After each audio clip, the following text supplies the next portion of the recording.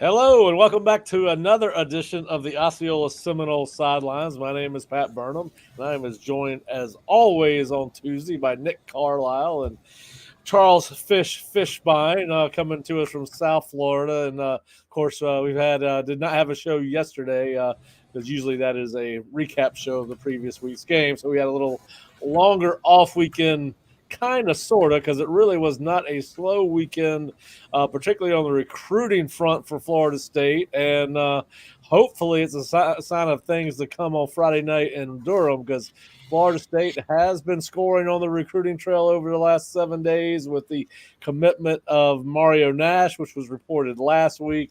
And then, of course, today's commitment of Daniel Pierre-Louis or Pierre-Louis. I'm not sure exactly how he pronounces his name, but they did snag a second commitment from an offensive lineman in less than a week. And, of course, the staff was on the road last week almost all weekend for seeing players play. We know Mike was at C.J. Wiley's game up in North Georgia. I know that Odell was up in North Georgia as well somewhere.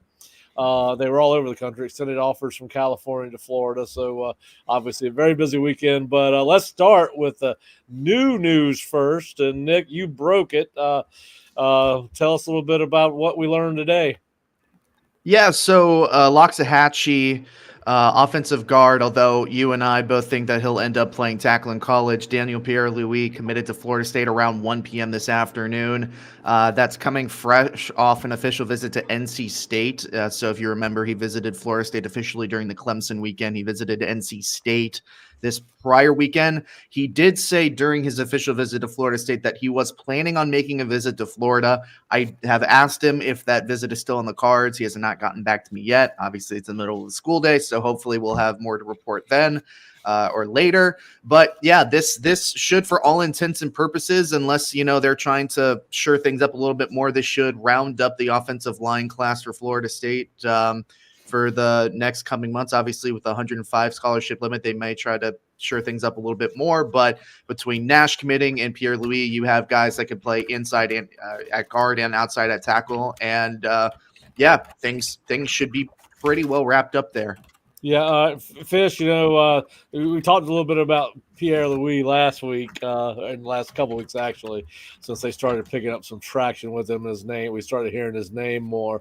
A kid that, as I put in my evaluation of him, his potential does not match his offer list, but we're starting to see that grow a little bit. I've always been of the opinion that I don't really get overly concerned about where our team is offensive and defensive line wise going into the start of a seniors guys particular senior year, like 2025 guys, because you'll find some late bloomers, and Pierre-Louis seems to be one of those guys, because he not only he has since picked up in the last couple of days picked up offer from Florida, obviously has one from NC State, Virginia, Memphis, Western Kentucky. Those are probably what you would consider the top tier schools. I think he'll be a kid that continues to blow up towards the end of the season. But what do you like about Pierre-Louis, Fish? Yeah, I mean, our colleague John Garcia put footage up of him playing against Palm Beach Gardens. The one thing you notice in the film is he is very nifty on his feet. He's a big kid that can move. I always say there's the biggest issue when you're evaluating O-line, and this is where so many people make a mistake, is they look at somebody like this and they don't see them dominate the point of attack. He doesn't dominate. I mean, but you see the traits. He's got very athletic feet. He can move well laterally. He's got size and length. Then it comes down to, I don't really worry about technique, because technique is something, honestly, a lot of these guys don't have in high school. You want them to be taught or broken down. O-linemen are broken down to their down to their foundation at the college level, because they learn a lot of bad habits. And he does a lot of things that some people just would be concerned with, where he leans or he bends over to block. That's technique stuff. If he's coachable and he's willing to be coached up, that's all stuff you can fix. I mean, I remember watching a guy in high school, and this coach told me, Fish, he's always on the ground, and the guy bends over, and 4 years later, the kid was playing for the Miami Dolphins. So it happens with these guys all the time. You want to know Do they have the base to get bigger? He has the base to get bigger. He's athletic. You could see him run. You see him get out in space. He actually moves well. He's a guy that can play guard or tackle. He pulls. He's somebody that can pull and get out to a linebacker or DB in space. So those are the things. The traits are there. Now, can he get on campus and develop? And that's going to be the big key with him. He's not a prospect that's fully developed. And that's what it's going to come down to once he gets to college. I see we spoke about Otto when he came out. There was a lot of these same traits that this kid has. So it'll be interesting to see where he is a year or two down the road. Yeah, no, so there's not a ton of tape out on Daniel, but the one thing that I did try to notice, particularly when trying to evaluate him as a tackle or a guard, is there's not a ton of clips of him showing lateral movement and pass protection, but you can certainly see he has the ability to do that. And what you do see, and you're not going to find a kid, he's 6'5", 315, and he really doesn't look 315 when you look at him. He's kind of a lean guy that can add more weight or redistribute his weight. I do think he's got to get a little bit stronger, which is only natural. I mean, I was watching junior film. Guys like him and Nash have not totally grown into their bodies. It's what I have on another kid we're going to talk about, one of my main notes on him. But, yeah, listen, I think they took him as a tackle. I think that's where they're starting at. Whether he ends up there or guard, what remains to be seen. And listen, Fish, you know this as well as I do, and I think Nick is learning as we go along. The two hardest position groups to project moving from high school to college are offensive and defensive linemen. But what you see out of this kid is when we started talking about him, I guess 4 or 5 weeks ago is when we started hearing his name a little bit more. I went back and watched his tape, and I'm like, well, what the hell is the holdup? Why are you not offering this kid? What are we missing? What am I missing? Of course, you mentioned, Fish, that might have had to do something with his distance from every other school that's being recruited down there. But, yeah, listen, I think it's a good take. I think he's got I think like most of the offensive linemen that you see recruited at any school, really, they all have huge upsides, and I think that kid has a huge upside. And then you add his commitment to Mario Nash, who he's another kid that you go watch him. I just watched the tape again. I didn't take a ton of notes, but I think that maybe the other kid bends better than Nash. Not that Nash can't bend. It may be how they're teaching him to get in their stance. But, you watch Mario Nash run when he chases the ball downfield to try to pick up a block on a ball that breaks free on an explosive play. You see how big and athletic he is. And of course, he's been around Florida State for a long time up until he committed to Mississippi State this summer. Then he quit coming around, but he did promise his staff he was going to take an official visit. And as we talked about, I believe last week, his decommitment right away from Mississippi State was telling. Now, I know there's some other programs that are involved, but Nick, you've talked to him more recently than I have. Just kind of give us your take on the commitment, how good you feel about it. I know that Ole Miss is kind of still sniffing around a little bit, but I think if they were gonna if Ole Miss was gonna make a run at him, I think they would have. Yeah. Ole Miss is still sniffing around, but this commitment we've seen commitments become not shut down before, but this commitment is shut down. It is basically what I'm saying. Ole Miss is sniffing around, but this one should be done. Yeah, that's about as much as I can say about it. I mean, obviously he loved Florida State earlier on, committed to Mississippi, decommitted as soon as he left campus, and from that point on, as you said, we kind of like, okay, well, that's very, very telling. And I figured that it was going to take a little bit longer to pull that trigger and commit to Florida State. But, he ended up pulling the trigger and committing to Florida State on that Thursday. And he said that he shut it down and that, Florida State is his home and it's the place where it all started for him. So, I think he feels content in his decision. I think most importantly, his parents also feel very content with, where he is at Florida State. Yeah, and listen, he's a kid that he and his family has spent a lot of time on Florida State's campus his sophomore and junior year. So the relationship was there with Norvell and Atkins and Gabe Farida and all those guys that work on the offensive line recruiting. Fish, what do you think of Nash when you watch him on tape? He has all those same traits. I like that he's a big, thick kid. We've talked about this on the message boards, and I've talked to you about this off record. I just think Florida State needs to find bigger body types. And, people confuse big. Like when I think big, you could be 6'3", 300 pounds, but you're narrow.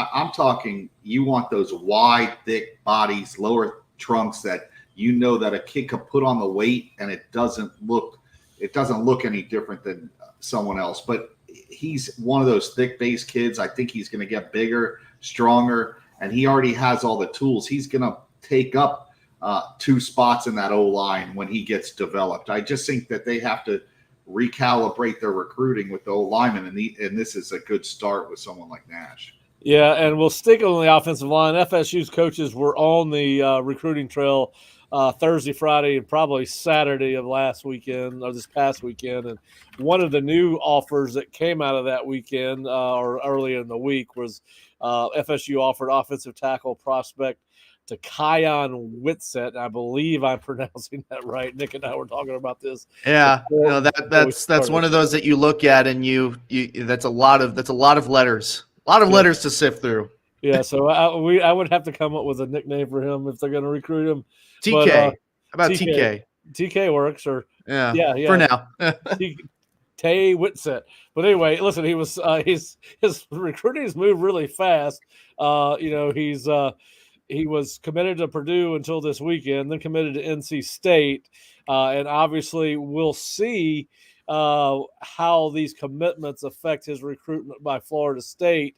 But Fish, I'll go to you on this. This is I don't know if you've had a chance to watch the kid's film. I think out of the 3 guys, my note was he might have the biggest upside. He's physical, still finished. He's growing into his body. Now he is which kid was this that you were talking about? Takian West. Oh, the kid that's committed to NC State, the O-line. Mm-hmm. Yeah. I mean, honestly, we were just talking about it. He's the body type that they need, bigger, longer. This is, NC State's had a ton of success recruiting O-linemen with Coach Dorn. I mean, they had a kid go first round a couple of years ago. And this is the reason why you're not going to find for all the 5-star so-called elite guys, a lot of those guys, there's very few of those elite offensive linemen. This is one of those type of kids that looks like he could play on Sundays down the road if he develops. He's big. He moves real well. You'll see him on one plays like 30, 40 yards down the field running in front of the skill guys, and he looks like an athlete. He looks like he could run and play another position than just offensive tackle. So if you could get those big, long, athletic guys at tackle, these are the type of players you want to go out and recruit. Yeah, and listen, I was impressed with his tape. I think it's going to be interesting now to see what happens now that they've got 2 offensive tackles committed to this class. If they feel really good about him, I could see them continue to pursue him.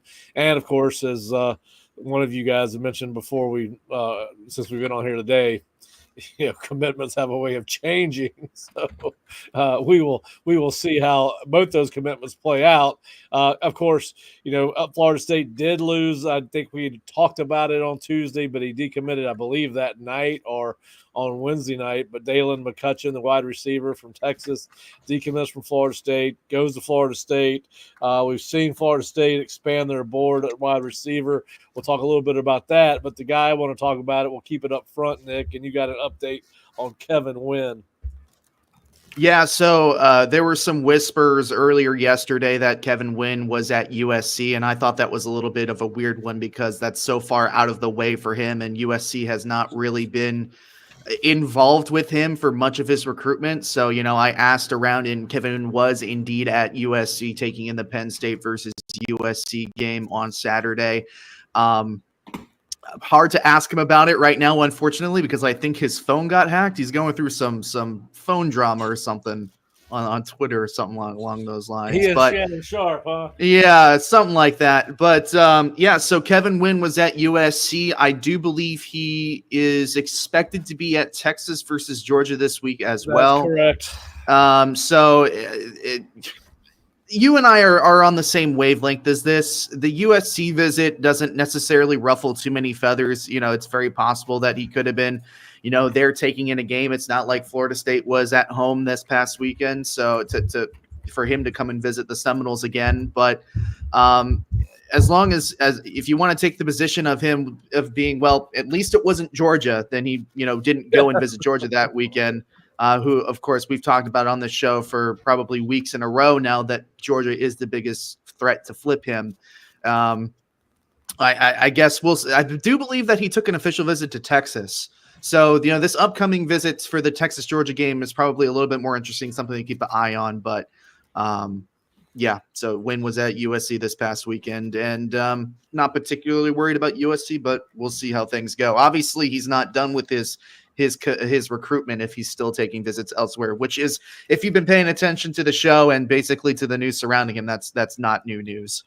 Yeah, listen, I think a lot of these kids are going to try to maximize, a lot of them have representation now, especially the bigger name kids. And this is one of the bigger name kids in this class. And I think these kids some of these visits may not have anything to do with their interest in that specific school. Now, I'm not saying they're not interested, but I'm saying some of this I think is to continue to build leverage and get as much out of your NIL deal as you can. And listen, plus, I think I'm a strong believer in some of these trips are funded. So no, and I mean, if you want to be coy about it, I remember when there was that huge recruiting weekend in the middle of March where USC flipped Justice Terry, Isaiah Gibson, and Drake Stubbs. Or not all of them were flips, but they got 3 commitments in that weekend. So USC has been active this year in inviting or bringing recruits rather on unofficial visits, specifically from the state of Georgia and specifically along the defensive line. So it was that you and I were both kind of surprised to see him there in some degree, but not shocked that the visit actually happened. Yeah, he just doesn't strike me just from what he said when he's been here. And, listen, we can all read the tea leaves the way we read the tea leaves, but I just don't see this kid going across country for college. Now, maybe Texas, maybe somewhere like a 2-hour plane trip, but I don't see this kid just based on everything he said and where he's visited up until this point being a kid that goes across country. And obviously, I think we'd all take a trip to Los Angeles for a weekend. It was a good game too. Yeah. I mean, shoot. Yeah, so it'll be another good game this weekend. So yeah. So we'll see what happens with that. All right. So what we're going to do is we're going to take a quick break, about 45 seconds, and we'll be right back. And we're going to talk a little bit about some of the offers that went out this weekend. I've got some questions on how Nick and Fish feel about some of these offers, and there's a couple I'm fired up about. So we'll be back in about 70 seconds and wrap up with the second half of the show. But we're going to hear from our sponsors real quick and get back and talk a little bit more FSU recruiting. The Backshore. That stretch of fluffy sand just beyond the reach of the salty waves. The place reserved for volleyball nets, cookouts, and the air filled with fun and laughter. Celebrate the Backshore with Backshore Apparel. Grab an amazingly soft and comfy Backshore Apparel beach hoodie to keep you protected from the sun's harmful rays. Or the Backshore revamped trucker hat, a modern twist on a classic favorite. Crafted from moisture-wicking fabrics, ensuring they're lightweight and breathable. Not to mention durable with their unique floating feature. Shop now at BackshoreApparel.com. And right now, FSU fans get 10% off your order with code FSU10. Hey Seminole fans, Alumni Hall is your ultimate FSU shopping experience and has moved to a new location off Timberlane Road in Tallahassee. Shop FSU gear from Nike, Champion, New Era, Yeti, and more. Alumni Hall has Seminole gear for the entire family, plus accessories and gifts. Spend $150 and you'll earn $10 off your next purchase with their Hall Pass rewards. Stop by their new location on Timberlane Road near REI or shop anytime online at alumnihall.com. Alumni Hall, where Seminole fans shop.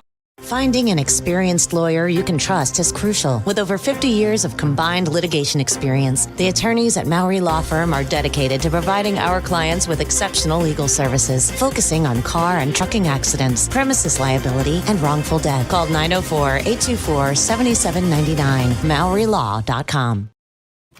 All right, welcome back to the Osceola Seminole Sidelines. I ran one too many commercials. It's been I had a couple days since I've done this, so it's probably the reason for it. All right, guys. So busy weekend. We know that Florida State extended at least 17 offers over the last 5 or 6 days. If you go back to last Wednesday, and really the ones I'm going to concentrate on today are the 2025s, but they offer kids all the way down to 2028.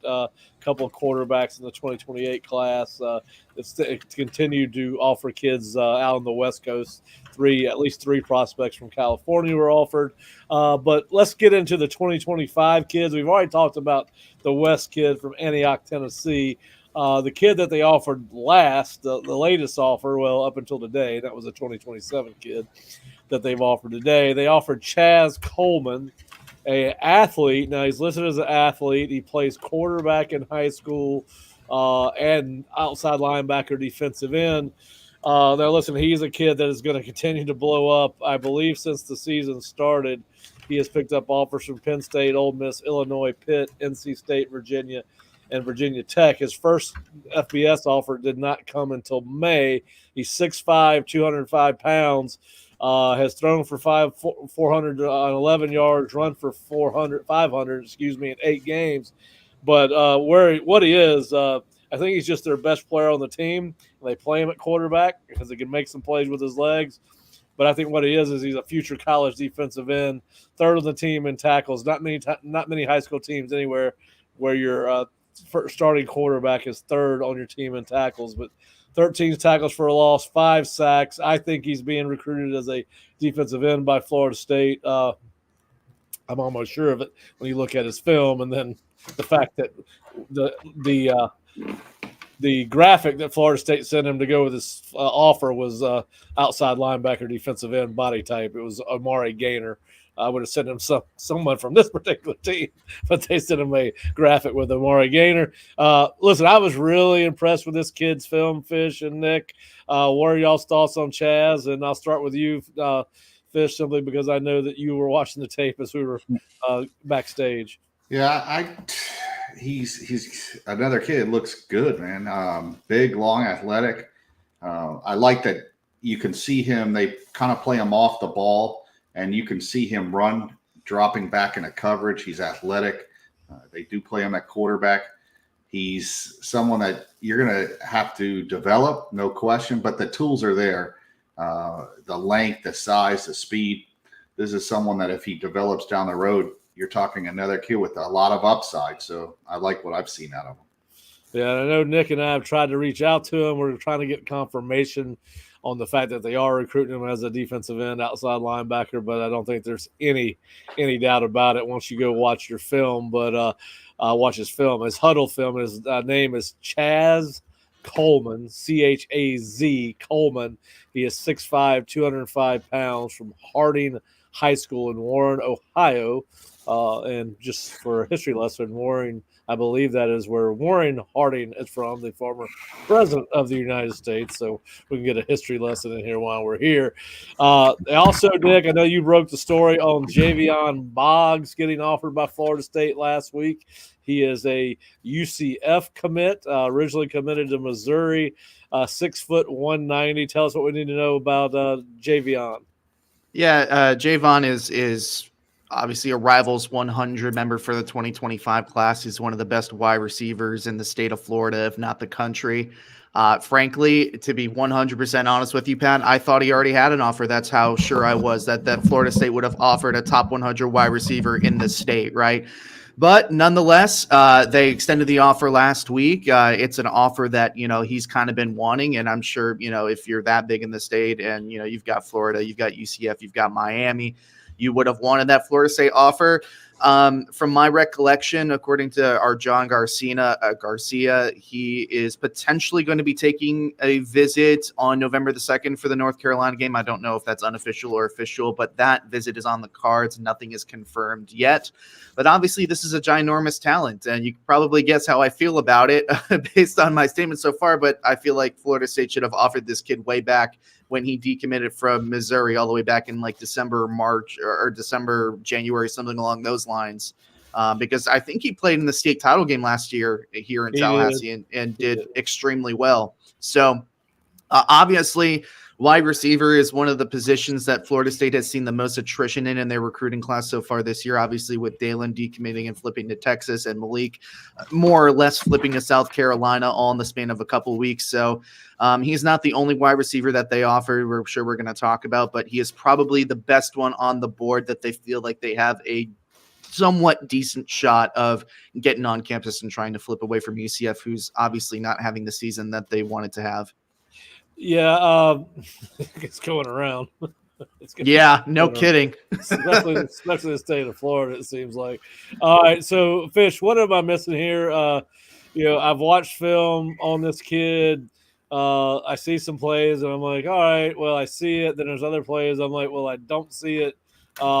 He, as Nick alluded to, he's rated as the 73rd best player in America by Rivals. I don't agree with that ranking at all.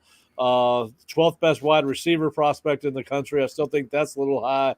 What am I missing? What am I not seeing with Jayvon Boggs? Yeah, I don't think you're missing anything. I think he's in that second tier of receivers. When you look at the state of Florida, even Jamie French, the Wilson kid out of Tampa, this kid is in that second group. He's a number 2 or 3. I think he's in that. I mean, I hate to say it. I think he's in that Portier type of mold. I think he could be a pretty good receiver in high school, but he doesn't have the breakaway speed. He's not a guy. That was one of my. He's not really twitchy. He's not going to just blow by guys. But I think he could be, like I said, a productive player in college. We've talked about this. The state of Florida produces a ton of receivers. This is just one of them. I mean, receivers. There's good receivers all over the state. It's the elite ones that you're looking for, and that's the Jeremiah Smiths and stuff. Everybody wants those guys. These guys are in the state every year. That's why you should never be bad at the position, because there's a lot of quality kids. These are the type of kids that usually go to a USF or UCF and do well. But he was a guy that was committed actually at the state title game. He was committed to Ohio State. I remember the offensive coordinator of Ohio State was there to watch him, and we were talking about just different players and stuff, but he was there watching him, and he then decommitted from Ohio State, and he's been on like 3 or 4 schools. That's a concern of me, is when you flip that many times, is this the type of kid that comes on campus and things get a little tough and he's not starting right away? Will he decide to keep working hard, or is he going to be looking to hit the portal? So I do think he's a quality player. In this class, if you could keep CJ and you add a kid like Boggs and he's a second or third guy in the class, I think it's a very good wide receiver class considering what you brought in last year. So I have no problem with them taking him, but it would be with the idea that CJ stays in the class. I think CJ's probably one of the top 2 or 3 most important recruits in their class because he's special. You turn on his film. That's a kid that's going to be playing on Sundays, not Saturdays, but he'll be playing on Sundays. Yeah, my notes on Jayvon were catches ball well, more of a possession type receiver, short to intermediate passing game, probably really good. Looks like he does a good job of finding the soft spots in the zone to sit down. Like you, I question his ability to run away from people, but he does have a quick get off. I did notice that he's got good quick feet. At times I saw some good change of direction. Other times I didn't. So anyway, interesting late offer. And I agree with Nick. If this kid's that highly rated, and maybe we're wrong on his eval as far. He's definitely not a top 100 player in the state. That's. I mean, this is the nation. The nation. That's what I'm saying. And the nation. I meant to say the nation. I mean. You're talking about a guy that's a top 50 player in Florida. You're not, he's not a top 10 or 20 player in the state. He's probably in that 40 to 50 range, which is still a very good player and a top end Power 5 type kid. But like I said, when you're looking at the guys that are coming out of the state of Florida, and you have the Wilson kid out of Tampa Bay Tech, you have Jamie French, you have these guys that are elite of the elite players. Those are the top guys this kid's in that second group. And there's nothing wrong with that if that's the second or third receiver in your class. You don't want this guy to be the bell cow of your class at that position. That means that basically if he's the top guy and you take 2 or 3 other guys, then I think you're lowering your recruit. It's just your roster. You're going to have to upgrade that position over the next 2 years if that's the case. And you bring up a good point. To be honest with you, I couldn't quite remember the timeline, but I totally forgot that he did have a stint where he was committed to Ohio State and then, taking his official visits, committing to Missouri, decommitting, going to UCF. So, that's a valid point. If Florida State is going to continue to go after him, I would imagine that they're not overly concerned about that. But in terms of like the commitment standpoint of being committed to the program, but it's a valid point to have somebody jumping from ship to ship.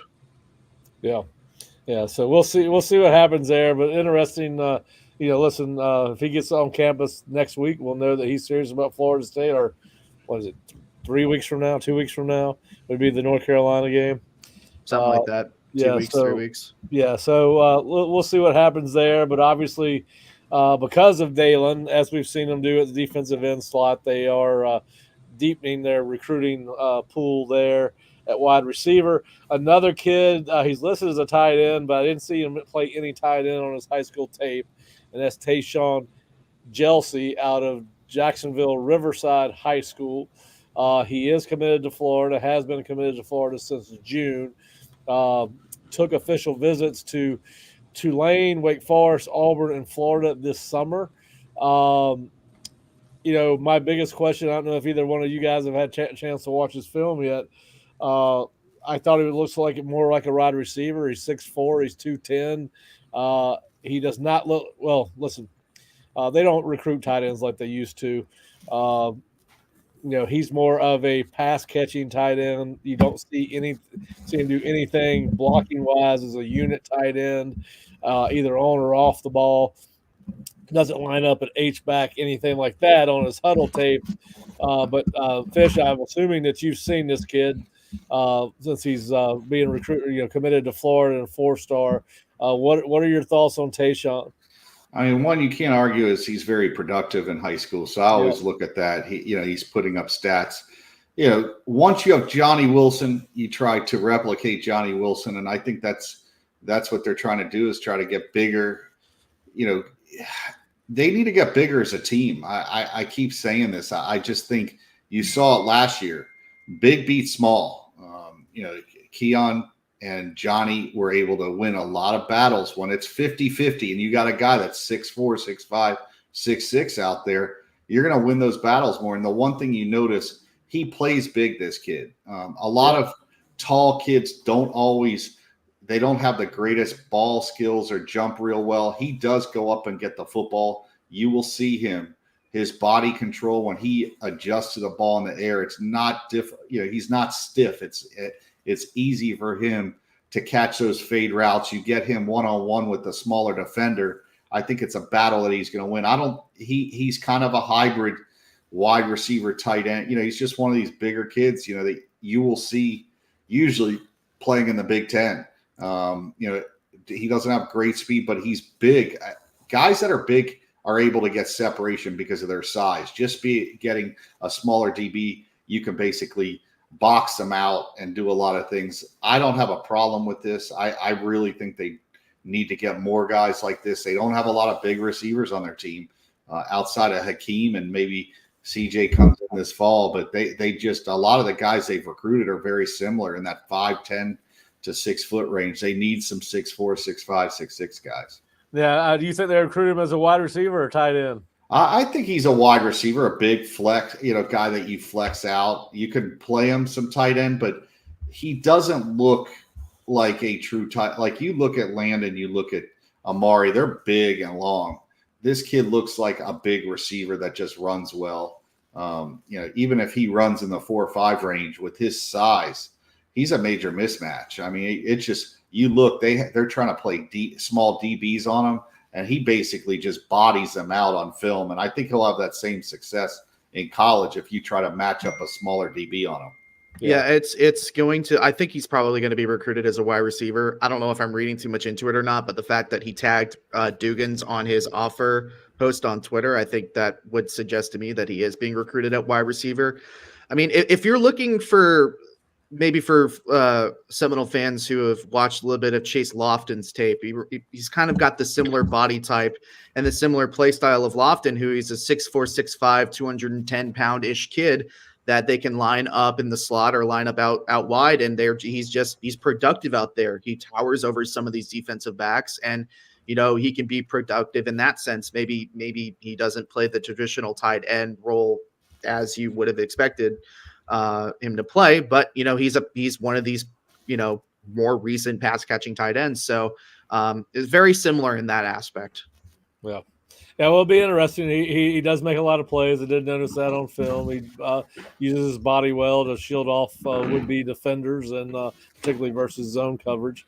So we'll see what happens there. All right, the last receiver to talk about is a kid who reclassified from 2026 to 2025, and that's Donovan Murph from Irmo High School in Columbia, South Carolina. The girl I dated in grad school was from Irmo High School in Columbia, South Carolina. I've actually been out there to their football field before, not recently, but listen, he's got a lot. He had a lot of offers as a sophomore: Arkansas, Auburn, Clemson, Colorado, Duke, NC State, South Carolina, Tennessee, just to name a few. Has already taken unofficial visits to Alabama, North Carolina, Ohio State, and South Carolina this season. 6'3", 180. Listen, I watched his film. I like the Tayshawn from Jackson a little bit better. Of course, he's a little bit more developed. He's not coming out a year early. This kid is. I don't know if either one of you guys have had a chance to watch his film, but be interesting to see if Florida State gets involved with him. And I guess they probably will until they figure out a way to replace Dalen McCutcheon. Now, he's a different player than Dalen. He's a totally different player, where Dalen's slot, more of a slot type guy with great change of direction. This guy's more of an over-the-top player. Really can stretch the defense out, plays basketball, runs track, so he's got good ball skills and can run. But a year early, Fish, we've seen him have success with Amari Williams on a guy that reclassified. How do you feel about taking a wide receiver that's coming out a year early? Outside of Florida, I'm biased. I love players from South Carolina. FSU's had a ton of success recruiting that state and guys producing. He can run. You can see him. He gets by the defense pretty easily. It's smooth. It's effortless. I think he's someone that could definitely get a lot better. His route running needs work. He rounds out his routes. He doesn't really jab step and get that foot in the ground and get separation that way. I think most of the stuff he's doing is he's just more athletic and faster than the guys he's going against. And as the competition gets better, as far as better DBs he faces, how will he do against true press man coverage? Right now, they're not even putting a body on him in the film I'm watching. He just basically blows guys by. So there's going to be an adjustment period. But I do think South Carolina, that state, produces the top-end kids at least 10 to 15 really, really good players a year. And, he's another one of these guys. I'm going to be honest. I think I would take this kid over the kid they just lost. I really believe, I'm more of a Florida, South Carolina, Georgia, Louisiana. Nothing against kids from Texas, but I'd rather have one of these guys, to be honest with you. He's an athlete, and I just think that the skill set that you can't teach what this kid's doing as far as being able to stretch the field and really run by guys. You could teach a guy how to run routes. You see him blocking, he gets on a defender, and they really need guys that can get out and block somebody, because I think part of the problem they're having on their shorter passing game is that receivers aren't very good at that. But I definitely like what I see on film here. I think this is a guy that you would take.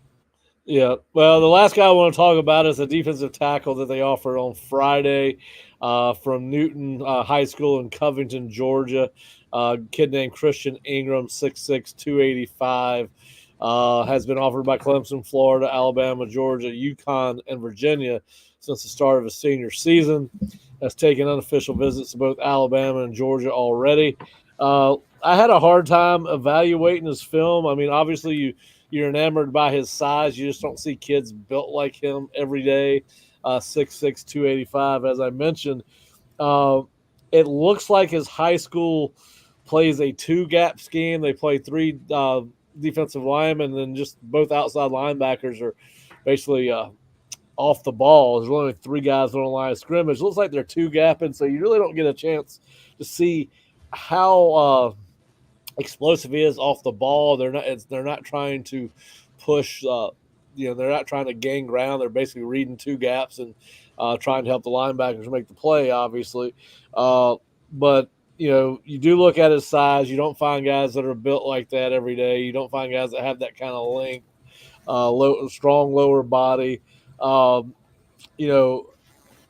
would like to see him more physical at the point of attack. I'd like to see take some of these young centers and just send them right back into the quarterback. You don't see that, but I think that may be more system-based in what they're asking him to do from a technical standpoint than what he can do. But I don't know if either one of you had a chance to check out Christian's film, but what are your thoughts?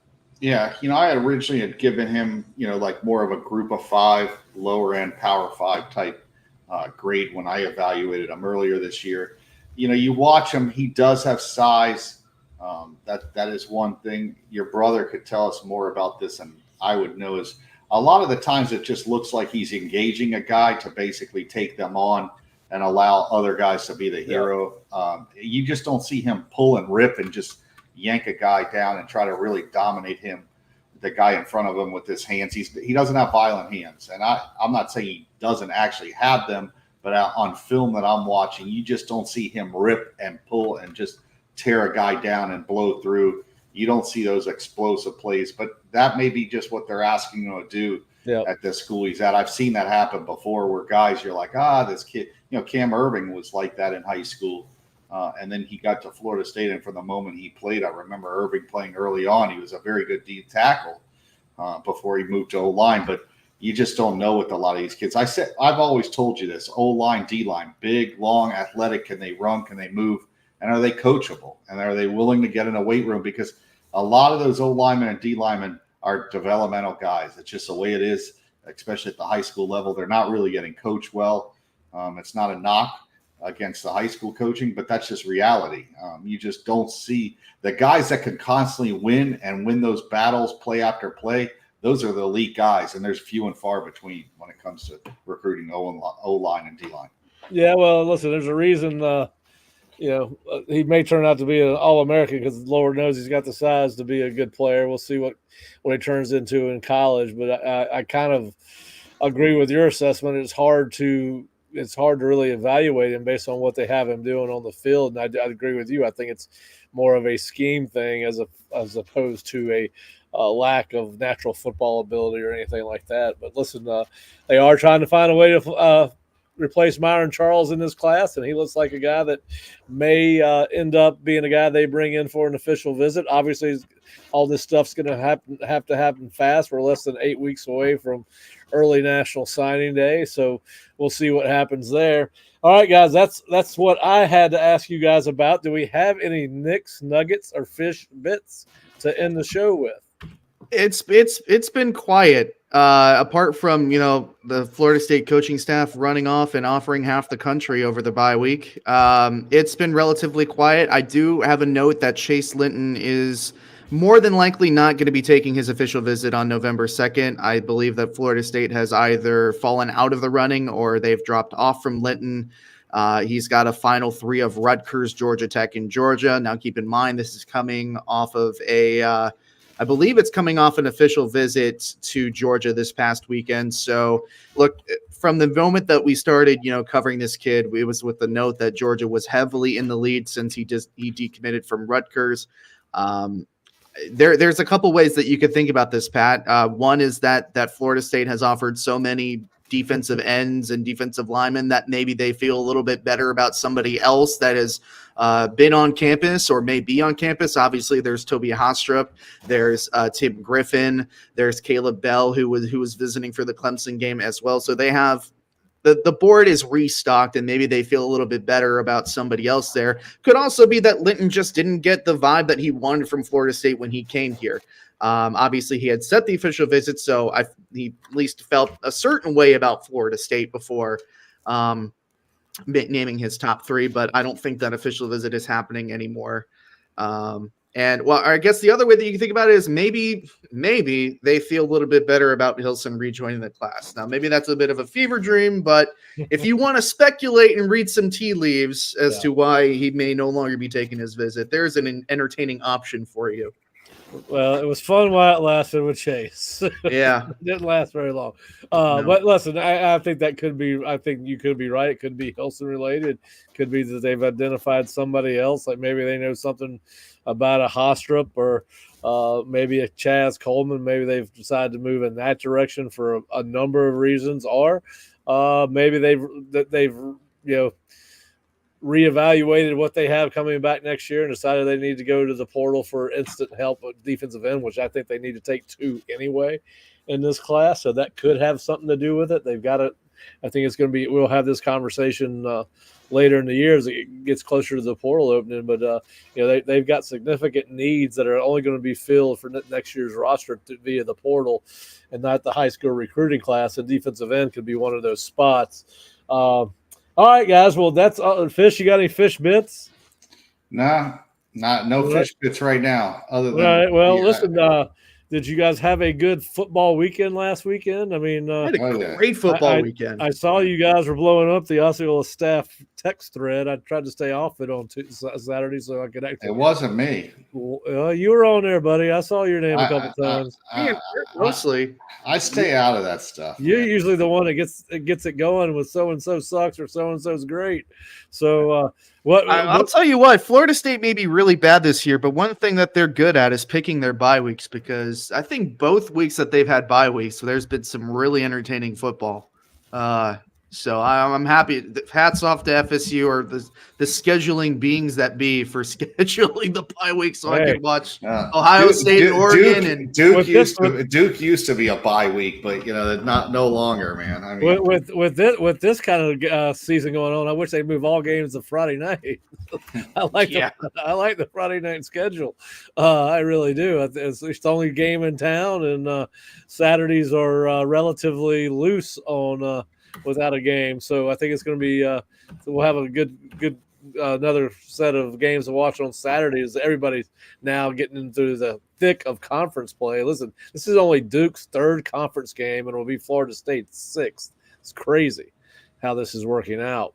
But yeah, listen, did y'all get any chance y'all saw Kirby do his best intimidation of Woody Hayes on Saturday night when he pushed the Mississippi State cornerback about 10 yards back downfield, trying to go accost his defensive coordinator for listen, Kirby's got some rage issues, man. I know he says there's bigger crimes going on at University of Georgia. I don't know. So. Assault is worse than speeding in most people's opinions. But listen, that was weird. I knew because of who he was and who Georgia is, there would not be anything come of that. But in the very sensitive world that we live in today, I was surprised that there was not more made of it. Woody Hayes was fired from doing something similar, although he did put his hands around the Clemson linebacker's neck 30-something years ago, and he got his ass fired from Ohio State. And as I told somebody, Kirby's got some Jim Levitt type tendencies, and I don't mean that in a good way. Anger management might be the way for Kirby to go. Listen, you can't do that. I understand. I grew up in an era where my face mask was grabbed and I was threatened more times than I can remember.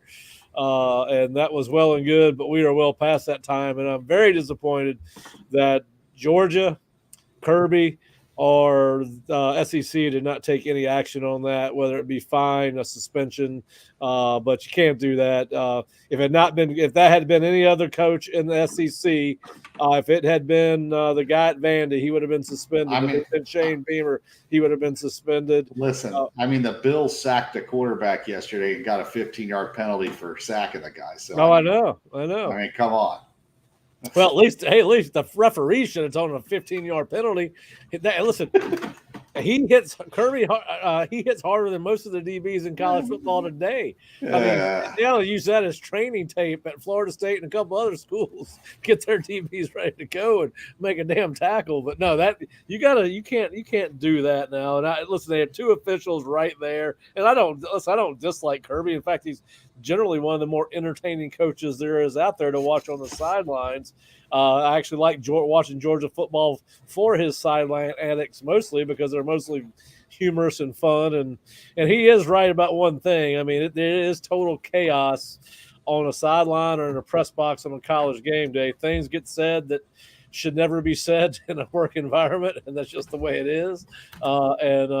You can't get your feelings hurt, but you can't, as a coach, you can never put your hand on a player, and particularly a opposing team's player. And I thought it was weaker than puppy piss that they did not, SEC or Georgia did not do anything about it. Now Kirby came out and apologized for it, called Jeff Levy, called the kid, and maybe that pacifies everybody. But I'm just here to tell you, if it was any other coach other than Kirby Smart or Nick Saban in SEC, they are fined or at least suspended. And so listen, we always say the more power you have and the more money you have, the more you can get away with. And that's exactly why Kirby, Georgia's got the power in college football right now, and he's the most powerful man in the SEC outside of Greg Sankey. So that's why nothing happened. But anyway, it was a great college football weekend. The Florida-Tennessee game was unbelievable. South Carolina, Alabama. I mean, Oregon, Ohio State, Penn State, USC. I think, I saw where the ratings for college football are up 22% this year over year to date last year.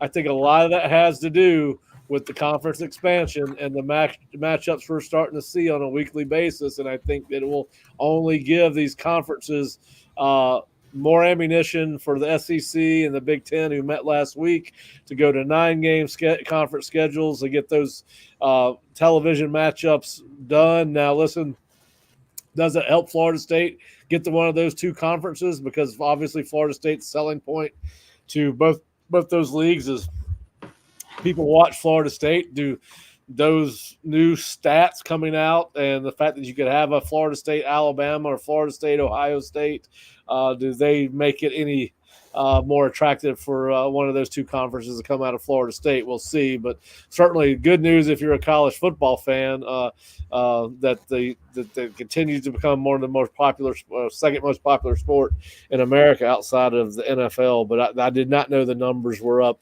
that high. But anyway, any thoughts on this past college football weekend, guys? Tennessee has already hit their failing to meet expectations portion of the season.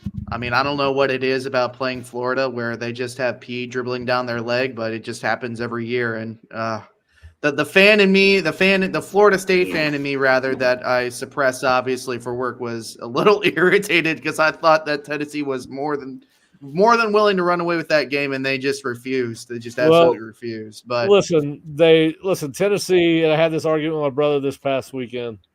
Their statistics are skewed. They scored 69 points against the FBS school Chattanooga. They scored 71 against Kent State. Out of their whatever a number of rushing yards they have as a team, over 750 came against those two teams. 456 against one and 30 something against another. When they got into SEC play, scored 25 points. Scored 14 points, scored 23 points. It's about the level of competition catching up with them.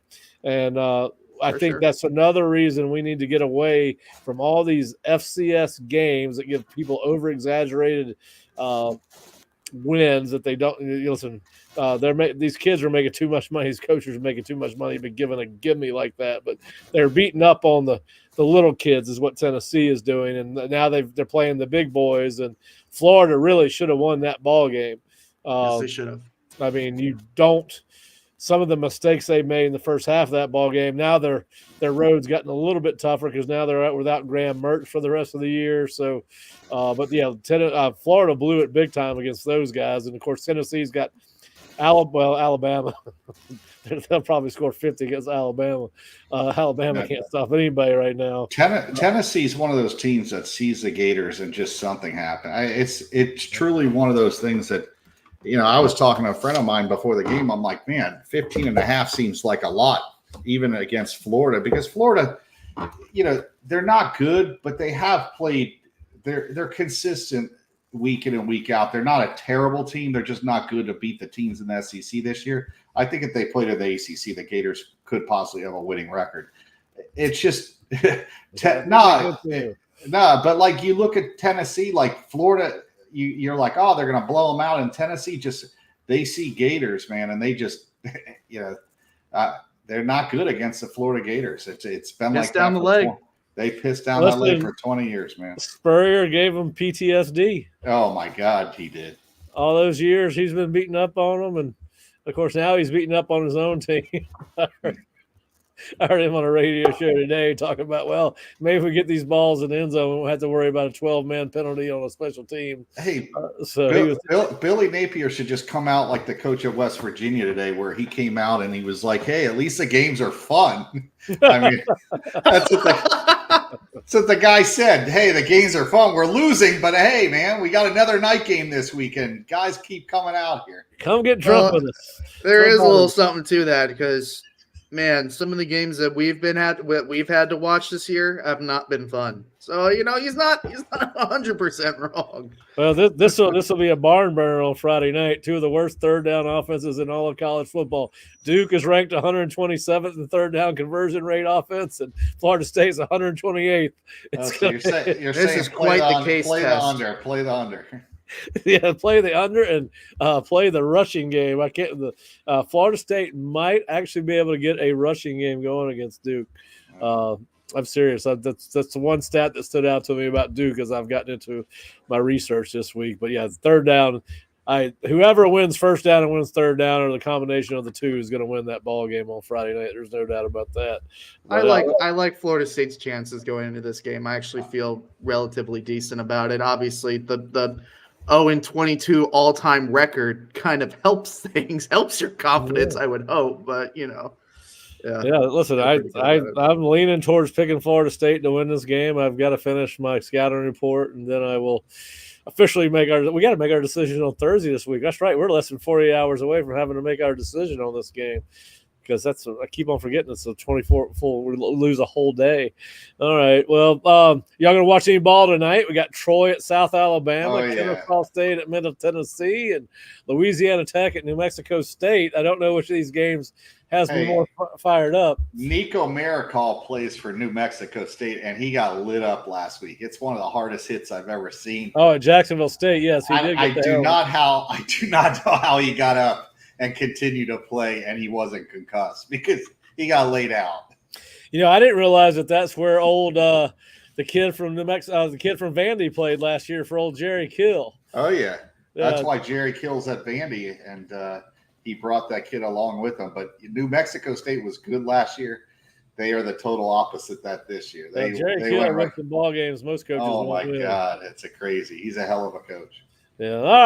All right, guys. Well, I appreciate y'all joining me. If you're listening or watching, please go to theosceola.com and check out all our stories from today's practice. We got a video from today's practice, our practice report. We got our article written up on Daniel Pierre-Louis. We got our